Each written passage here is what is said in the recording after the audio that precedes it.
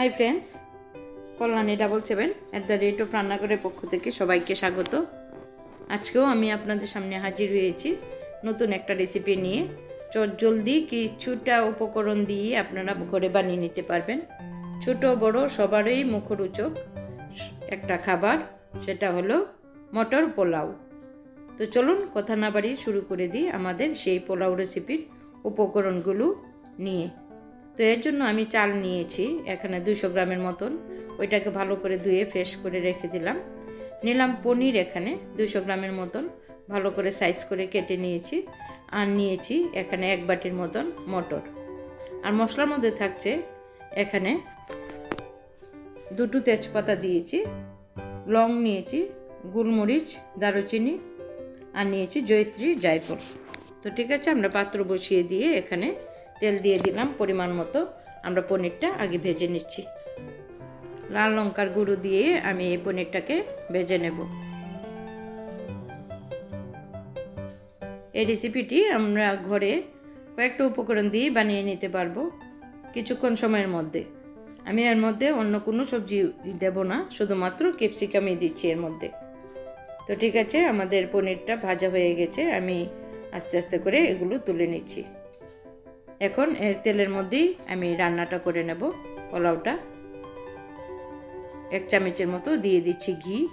ওইটাকে একটু গরম হতে দেব। তারপর দিয়ে দিচ্ছি আমার 2টো তেজপাতা, পেঁয়াজ কুচানোটা আগে দিচ্ছি। পেঁয়াজটা মোটামুটি ভাজা হয়ে গেলে তারপর তেজপাতাগুলো সহ অন্য কিছু দিয়ে দেব। 2টো তেজপাতা দিয়ে দিলাম, জয়িত্রী, জায়ফল সহ লং, এলাচ, গোলমরিচ দিয়ে দিচ্ছি। মটরগুলো ওইটাকে একটু কষাতে থাকবো, ভাজতে থাকবো এর সাথে, সবটা মশলার সাথেই ওইটাকে একটু ভেজে নেব। দিয়ে দিচ্ছি ক্যাপসিকামটা কুচি করে রাখা। আর অন্য কোনো সবজি আমি এর মধ্যে অ্যাড করছি না। ঠিক আছে, ভাজাটা আমাদের অনেকটাই হয়ে গেছে। এখন চালটা ধুয়ে রাখা চালটা আমরা এখন দিয়ে দিচ্ছি এর মধ্যে। জল জড়িয়ে রেখেছি, তবু এর মধ্যে কিছু না কিছু জল লেগে আছে, তার জন্য একটু ভেজে নেব। পরিমাণ মতো নুন দিয়ে দিচ্ছি, দিয়ে মটরটার সাথে আমি ভেজে নিই কতক্ষণ। আমি পরিমাণ মতো নুনও দিয়ে দিলাম, ভেজে নিচ্ছি। যখন দেখবো এর থেকে ফুটফুট করে আওয়াজ হচ্ছে, তখন বুঝে যাব যে চালটা অনেকটা ভাজা হয়ে গেছে।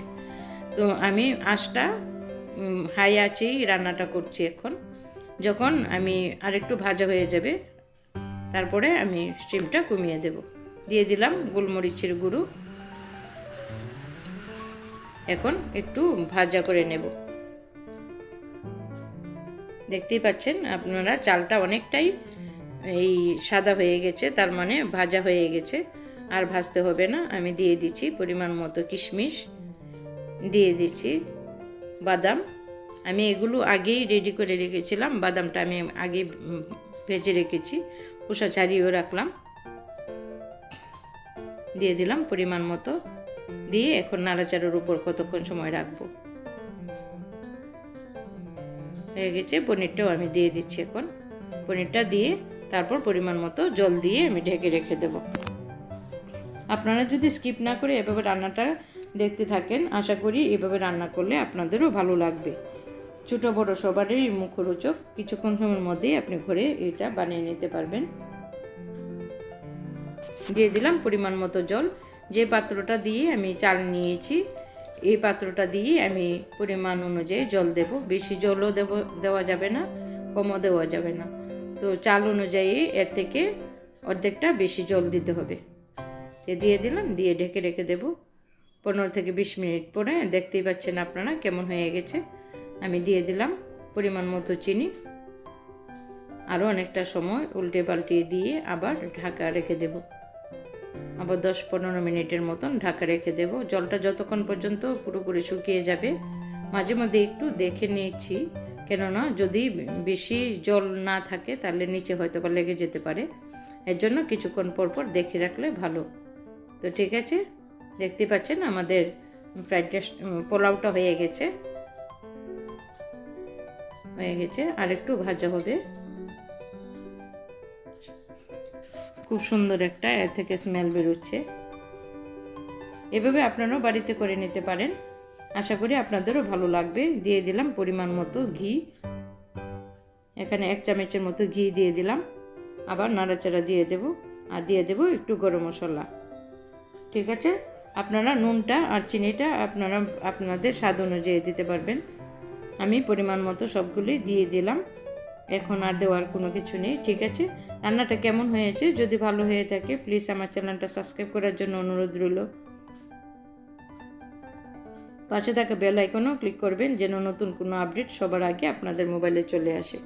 দেখতেই পাচ্ছেন আমরা এখন সার্ভ করে নিচ্ছি। এর সাথে কষা মাংস নতুবা ডিম কারি দিয়ে খেতে খুবই সুস্বাদু হবে। ঠিক আছে, এভাবে আপনারা সার্ভ করে নিতে পারবেন। যদি ভালো হয়ে থাকে অবশ্যই আমার চ্যানেলটি সাবস্ক্রাইব করবেন। পাশে থাকার জন্য ধন্যবাদ। আবার দেখা হচ্ছে নতুন কোনো পর্ব নিয়ে। ধন্যবাদ সবাইকে, ভালো থাকুন।